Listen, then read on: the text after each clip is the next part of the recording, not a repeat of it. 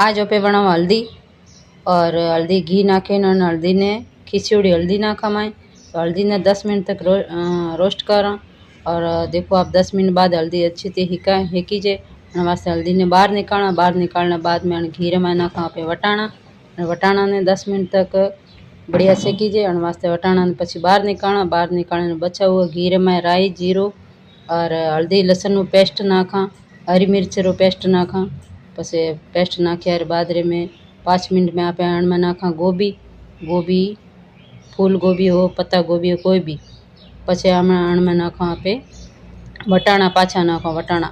पछे नाखो नमक नाख्या बाद में आपे आण में नाखा कांदा 10 मिनट। पछी नाखा टमाटर ने पण 10 मिनट तक रोस्ट करा।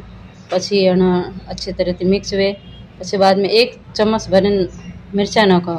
हल्दी ऑलरेडी में है तो आ नाखवारी जरूरत नहीं है। तो पछी आप सेकी हुई हल्दी ने एनां नाखा और बराबर 10 मिनट तक हिलावा। पछी एनां नाखा आधा किलो दही नाखा, फ्रेश दही, अच्छो खाटो नहीं बन सही, अच्छो दही नाखा और बाद में अपनी हल्दी ये तैयार हो जाए। पछी आपणे जाड़ी रोटी हाथे खाओ तो बहुत ही बढ़िया लगे।